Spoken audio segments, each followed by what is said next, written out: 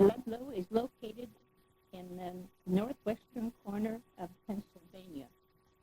It became a town in 1971, although Mr.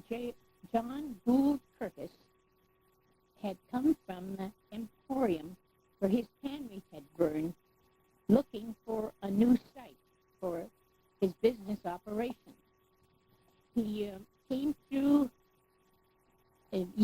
Wetmore and liked the site up there, but he came down through the valley, evidently following 2 Mile, and found so many springs in these hills that he decided that this is where he wanted to locate.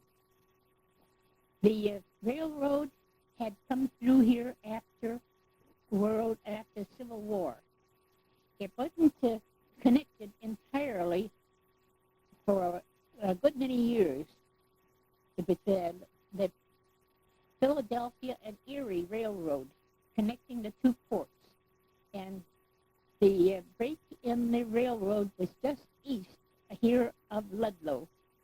And when a group in the western part of the state decided to build a canal from Lake Erie to Pittsburgh, it spurred the railroad into action so that they finished and connected the two sections just east of Ludlow. I do not know when the railroad station was built, but it must have been built right after the first people moved into this section.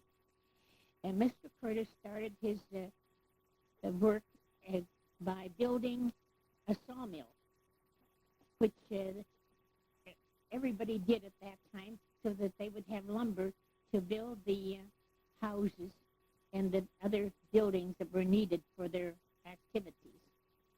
Mr. Curtis built his home just south, on the south side of the railroad. It's now owned by John Cox. It was a combination home and a boarding house. The white-collar people boarded there.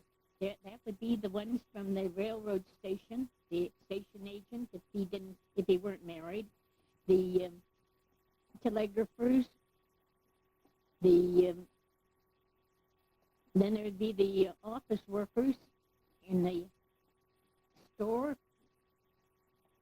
and so that they were all those that didn't work in the factory, boarded there if they weren't married or had a home of their own. There. He built 2 stores. The one was located just across the railroad track from his home. That was a general store. Groceries, hardware, dry goods, meat market, and the post office was in one corner of it. The other was a men's clothing store that was located a little farther down the road on the north side of the road. And it was the one that was known as King Peterson's store after Curtis had left town.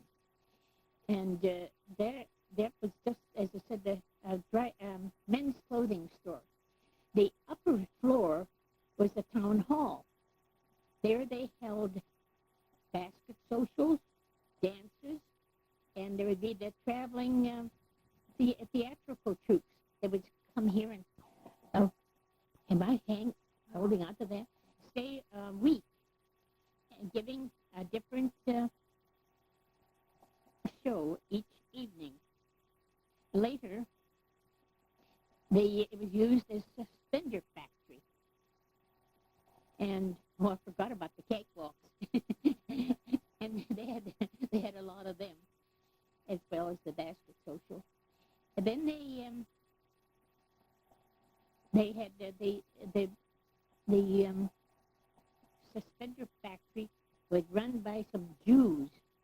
I don't remember their names now, but we lived in the store, the apartment in the store, and the door from our living room, or what at that time called parlor, opened into this, what had been a hall, now was a suspender factory.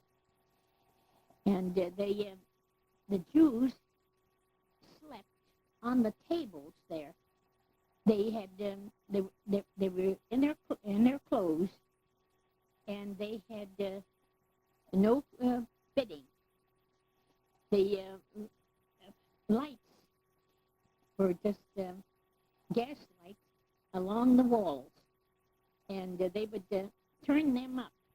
It was more like a Bunsen burner, and to heat the room. And so before we would go to bed, my father would go in there to take a look to see how those were. And I tagged along with him and saw these men sleeping on these tables. And he'd turn the lights down so that he'd dare to go to bed.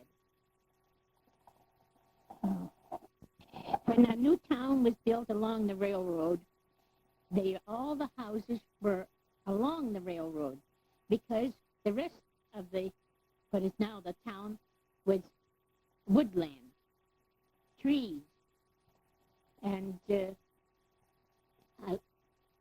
first gas well was drilled here. Curtis drilled it, and they used it for heating the homes, but they had no regulators on them, so that there were many of the homes that would burn during the night. And so most of those houses are gone. This house is one of the old ones that's left. There was one house up there on Eva Jones's lot. There were several of them there, but one of them burned one night. Alvin Johnson lived in it. And a freight train came through and saw the flames, so they stopped and blew the whistle until they awakened the people. Otherwise, the Alvin Johnson family may have been burnt in.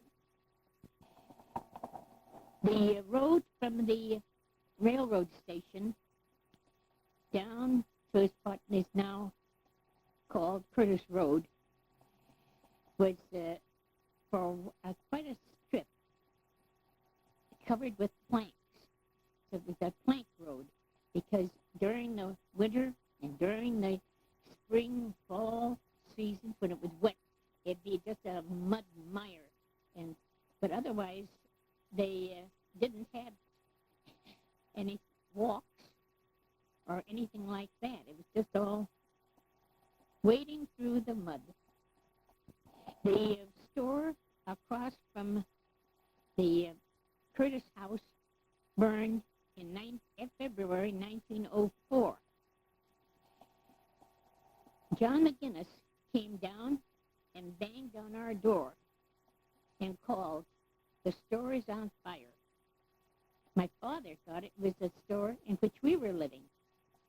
So my father took me under one arm, my mother took Marion under the other, and we came down and stood out in the barefoot in the snow and until he told us it was the other store that he wanted to hatch it. I knew it was awfully very cold, but it wasn't until later that I learned, when people were talking about it, that it was 38 degrees below zero. Mumford Chelquist and his wife and their baby lived in the upper apartment of the store that was burning. They went out through a window onto the porch roof and jumped off onto the railroad track.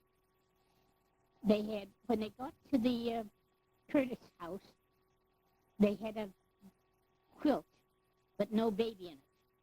They went back down and found the baby lying on the railroad track.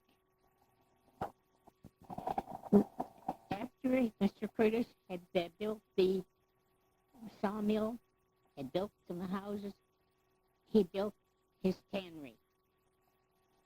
They used the hemlock bark from the hills in this area as a tanning material. Otherwise, sometimes they would take eggs, milk, anything from the Curtis house down to the tannery to use for tanning leather. it was a company that furnished or produced fancy leather. All the other tanneries in this area were sole leather tanneries. So Ludlow had the only one of that type, and one of the few in the country. Up until the time that this general store burned, the office for his business was in that store building, and then it had to be moved after that. And so that they used the building down near the plant that had also been used as a suspender factory for an office. And that was in use until the firm was discontinued.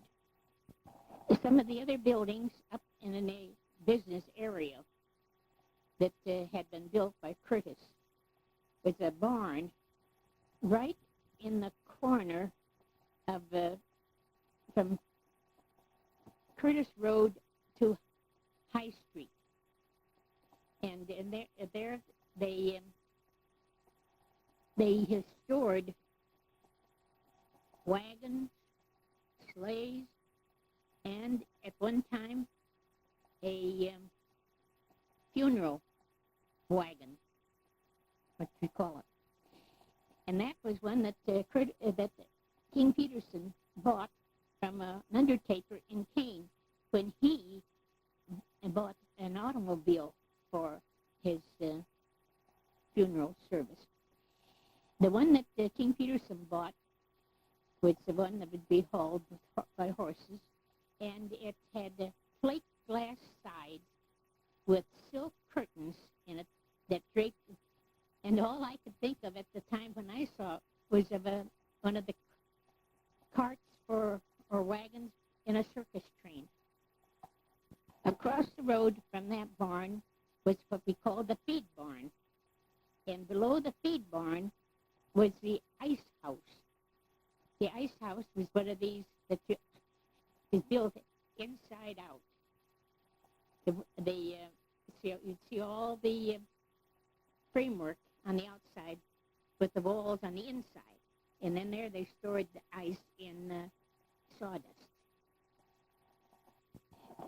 And near that ice house was the rock that Curtis slept on the first night that he came through Ludlow, what was now Ludlow. That rock is still near the creek down below the house that is now owned by Ernest Anderson. Curtis owned everything in town. He owned the houses, he owned the gas lines, he owned the store, and so everyone that worked for him had a store book. They called it a store book. It was covered with leather with a little picture on it, and then that they were charged with rent, gas, and anything that they bought at the store, and they were credited with their wages. The first immigrants that Curtis would hire were Swedes. He wouldn't hire anyone else. And so a lot of the things that were bought at the store were written in the store book in Swedish. They tell of one man that came with his store book, and he said, I didn't buy any oil last week. And they said, let's see the book. They looked at it and they said, that isn't oil, that's oost. Didn't you buy cheese last month? You could buy anything you needed at that general store. Furniture, food, hardware, dishes, and meat, anything, clothing, men's clothing, dry goods. And there would be the Barvel aprons, the rubber boots,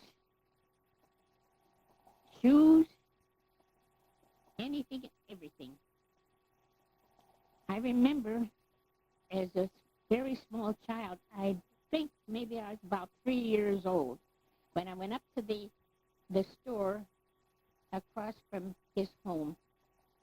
And there, the thing that I noticed the most were some big cups covered with roses. And I thought they were beautiful. I'm afraid if I saw them now, I wouldn't think that they were much. A little bit. Yeah, looks like that. Let's see. That was the tail end, wasn't it? Yeah.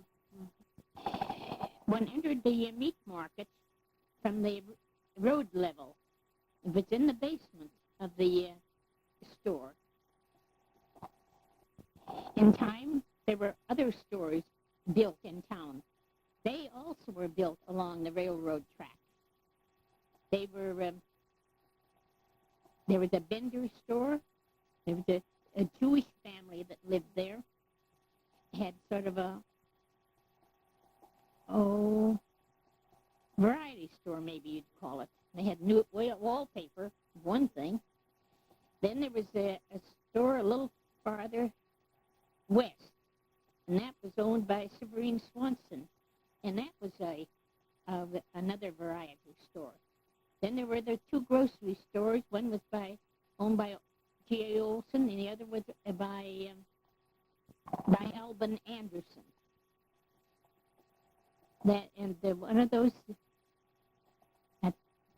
and in that same vicinity was a building for Dr. Smith had his office, and he at one time was also the postmaster. The post office was in the front of the building, and his office, a doctor's office, was in the back. He was a Democrat, about the only Democrat in Ludlow at the time. He left Ludlow around, I presume, around 1904. Maybe a little earlier than that. It was earlier than that. And moved to Warren, where he established a practice and remained there until his death. He died on a Sunday morning. He had gone into the bathroom to shave, and he called, "I'm a goner." When they got there, he was dead. The Sunday before that, he had come up here to Ludlow, gone up to the cemetery, and looked at all the tombstones of his friends. David Curtis built his home down across the creek. It was later known as the Bates House. When he built that house, people wondered why he built in the woods. He also built the double house that is called Bethlehem, because he had a sheep farm up there between the Norlands and the Mortensen place. And the men that took care of the sheep lived in this house, so people called it Bethlehem. There was also another double house on the south side of the tracks, just across from the tannery, and that was called Jerusalem, because the Jews lived there. The other double house above Jerusalem, right next to the Morelli house, was called Jericho. When the sawmill that Curtis had built down on the corner of what is now Central Avenue and Curtis Road, where Ida Johnson lives, when that was dismantled, the machinery was taken across the road and placed in a shed. And then the ground above the shed was used for a lumber yard, so that was filled with lumber. After the lumber had been sold, which had belonged to J.J. Curtis, the present owners of the J.J. Curtis Leather Company used it for bark stacks. The hemlock bark that was used in the tanning of leather only had a 7% tannin content. So many of the canning materials were brought from different parts of the world, coming in by cargo vessels, most of them to the port of Philadelphia. They were ordinary and clarified tobacco, which came from South America. Then there was the mangrove bark, Valonia beards, and Problems J2 that come from the India and other countries around there. The highest tannin content was in the clarified tobacco. That ran about 64%. The others would range in the 30s and 40s. As the company progressed, the business grew in volume, and at one time they would put in as many as 900 hides a day. Later, it was reduced to 650 a day. The three general classifications of leather: the smooth leather, the embossed leather, and the hand-boarded leather. The hand-boarded leather was the most expensive because there was more labor connected with that. A man would wear like a large barrel stave on his arm, and then he would work that in a rocking fashion over the leather until it got so soft that you could squeeze it in your hand like cloth. As the town grew, they established schools and churches. The first school was a one-room schoolhouse located on what is now belongs to the Umstead Manor, right next to what is now where the swimming pool is now. They had a bent pipe outside for water. So if you wanted to drink, you had to go outside to get it. And they had the chick sails up on the hill, one for the boys and one for the girls. Later, they added to that one-room schoolhouse. They made it a two-story with 4 rooms.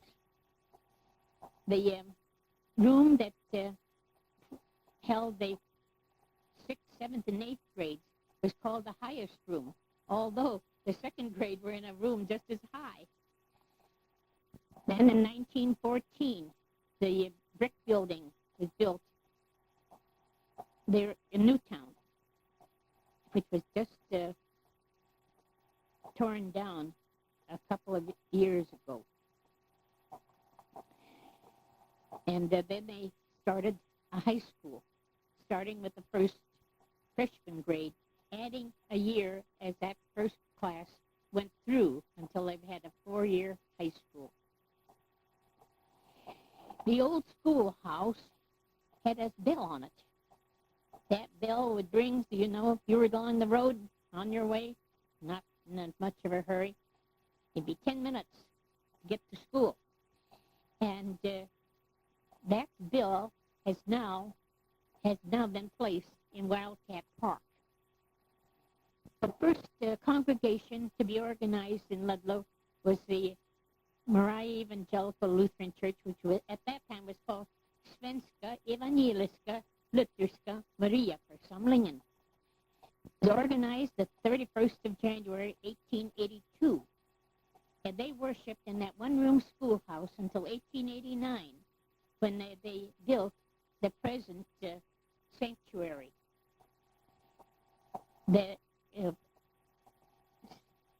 In 1889, the other additions, the Sunday school room and the kitchen, were added later. In 1890, the Union Church was built, and that was a small church right by the side entrance to the Umstead Manor. That burned in 1914 on Christmas Eve. The mission church was built was in 1897 when that completed the church structures in Ludlow. I have to think when. And then we had a park. Colonel Conley's house is now built on that park. They had flares that they could light if they were entertaining at night. It was filled with tables and benches. And in the days before the automobile and for a while after they had them, everybody had to go to the station to see the trains come in. There were trains every few hours. The first one was from the east in the morning at around 7 o'clock. That was the through train from New York to Erie, and was called the Flyer. It didn't stop here. There was an accommodation train that left Keene, and that would stop at all the small stations along the way between here and Erie. The people, as I said, would go. There would be the two trains in the morning at around 7. There would be a train that was from the east. There would be a train at 10 o'clock from the west. At 1 o'clock, another one from the east. At 4 o'clock, one from the west. At 7 o'clock in the evening, from the east. And then the last, the accommodation and the Flyer going east at 9 o'clock. And everybody, if they weren't working, had to go up to see the trains come in. They marched 2 by 2 like a parade. And then they'd go up to the 7 o'clock train in the evening. Then they'd walk up to the park in the summertime and sit on those benches until it was time to make the parade back to the station to see the 9 o'clock train come in. The station was divided into 2 waiting rooms, one for women and one for men, with the office in between, so that they had a window for the men's side, one for the men's side so they could buy their tickets. The west end of the building was for freight and express, and there was a lot of it that was handled in those days when the factory was in operation. The telegrapher would, during the World Series, would listen in to the news about the games, and then he would call the office and tell the men down there what the score was. J.J. Curtis left right after the turn of the century, moving to Erie. He died, I think it was in 1918, at about the age of 88. But he had 2 sons, John and Dan. He had also had a daughter. The daughter had died as a small girl before they came to Ludlow. In the parlor, they had an enlarged picture of that little girl. And John Gould Curtis would go in and stand in front of that picture, the tears rolling down his cheeks. The last time he came to Ludlow, he came to this house. My father was a lame man. John Gould Curtis was going blind. He came up on the 4 o'clock train, went back on the 7 o'clock train. And King Peterson saw that he came to our house, so he sent somebody down and told Curtis that he could go to their house for supper. And Curtis looked at my mother and father and he said, "If you don't mind, I'd rather stay here." J.J. Curtis sold the plant to a company, and the 2 that lived here in Ludlow were James A. Conley, and G.W. Umstead. The others were some of the men up in Massachusetts, New York, and New Jersey. When the school in Newtown was considered too small, they built the Valley View School up in Stony Lonesome. That has now been transformed into the high school students have attended the schools in Kane. The grammar school, primary grammar, continued here at Ludlow until just a few years ago, when all of the children have been bused to Kane. Back in the days before the Route 6 was made a hard road, that in the mid-20s,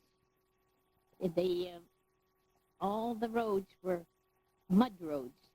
Consequently, in the wintertime, we were isolated, so we had to furnish our own entertainment. There would be plays at the schoolhouse. There would be concerts in the churches. There would be other entertainment in the hall. Everybody was busy doing something. They had lyceum courses with those who could give musical, lectures, glass blowers. But the one that remains most vivid in my mind is William Jennings Bryan here on a Memorial Day. He came out into the auditorium wearing a black alpaca coat that dipped to the knees. He looked around at the crowd and he said, I have been told there is only one Democrat in this town. I wish to greet him now. William Jennings Bryan didn't approve of any liquor. He approved of grape juice, but what he got in Ludlow was good Ludlow water, 1 pitcher full. The subject was, Where Are the Nine? Taken from the biblical account. The J.G. Curtis Leather Company was phased out in the mid-50s. J.G. Curtis would hire no immigrants except Swedes. It may be because it may have been because Horace Greeley had told General Kane to hire Swedes. And I think that Curtis thought it was best just to stick to one nationality. But when the new company took over the tannery and the leather business, they hired the people from the Balkan states, Yugoslavia, Poland, and Czechoslovakia, the Greeks, and Italians, so that the town had had many nationalities among its residents. I think the first Poles, as we called them, which was not a true name because they weren't all Poles at that time, came in 1904. I think that the sew shop was one of the first factories in this area to hire women. And at one time, they had employed as many as 75 women. Going back to the church affairs, I'll have to remind you of the Sunday school picnics. That was the big affair of this summer. It was on a Saturday. It was in the days when they worked 6 days a week, but the men got a half day off. They came up to church. Everybody in the Sunday school had gotten new clothes, a new dress, had slept on rags in their hair all night so they'd have curls. And they, 2 boys that marched ahead as they marched from the church 2 by 2 to the park, carried an American flag and a Swedish flag. We got ice cream ice cream only came into town in the summertime, and that only on the weekends. Ray and Swanson would go up to the 4 o'clock train on Saturday and haul the ice cream tubs down to the store on a wheelbarrow. They usually just had vanilla and strawberry ice cream. Then they had turned their winter dining room into an ice cream parlor in the summertime. And they would serve sundaes and sodas. So when we had the Sunday school picnic, it was a big day. You got almost a pint of ice cream. And then they had lemonade, which was made in wash tubs with the chunks of ice in the tubs and half of lemons that squeezed the peelings of it floating around in the lemonade. And Mina Turner had a folding table where she sold gum and candy and candied popcorn. The women baked the cakes. Most of them were a sukkerkaka, a sort of a dry sponge cake. And they would ice it with a mixture of egg white and sugar. And in the hole of the cake, they had a bouquet of flowers. At the end of World War I, on the first anniversary of Armistice Day, they had a big parade here in Ludlow. The men had raised arches at some of the intersections. They called them Erapurta. And they had a band, and they marched through the mud. The mud sucked the rubbers off their feet. It was so muddy. And there were a couple of accordion players from Sweden, and they were put into the parade. Then they had a big dinner down at the hall for those that had served in World War I. In the afternoon, they had a big program up at the school auditorium with a speaker. They made more of things in those days than they do now. Maybe because we were isolated and you had to make your own fun and your own amusements. All the boys in Ludlow, in the town proper, that went to World War I, came back alive. I wonder if there are many towns that can say the same thing. James Huber of Morrison and Nyberg of Wetmore were the two from Hamilton Township who were killed in World War I. With the advent of good roads and the automobiles, the complexion of the town changed. And today, many of the things that belong to the town are missing. There are no stores anymore except metros. The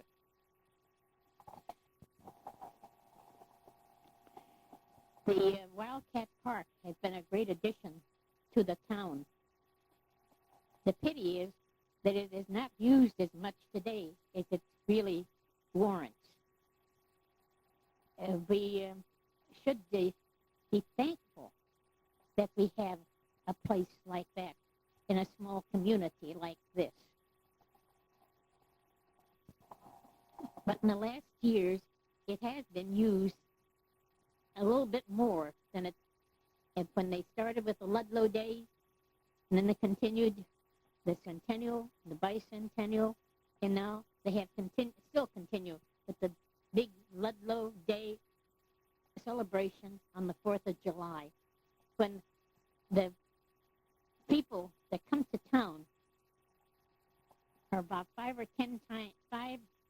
6 times as many as the inhabitants of the town. since the Umstead residence had been given to the Methodist Church of Western Pennsylvania, it has brought more people into the town for seminars, conferences, and business meetings, so that now, if you walk the streets of Ludlow, you're apt to meet many faces that you have never seen before. Ludlow is a beautiful little town. When I was a child, the hills were bare, covered with rocks, rotting stumps, and logs. Now, they have been reforested and makes a beautiful setting for the town. And the people in town are proud of it. They all try to keep up their homes so that the town will have a nice appearance. And a few years ago, the Millers on the program, the TV station in Buffalo, Meet the Millers, said, "We went through a beautiful little town last week, Ludlow, Pennsylvania." That had, Yeah, you said that. yeah. Message. The park originated with a group of the ball players in Ludlow buying a few acres for a ball ground. And Mr. Umstead purchased more of the ground and spent more money to build up the park so that it's one of the attractions in this section of the country. I did said something about the manor a little. We did have at one time what was called a hotel, Mrs. Bates' house. Mrs. Bates was a very good cook, and she knew how to use up all her leftovers until the traveling salesman would come and say, "We want your leftovers," where they call made dishes. They would want them.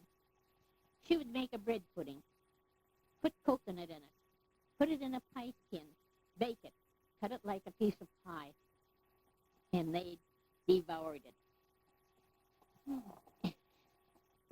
She was the first one to have a bakery bread in town.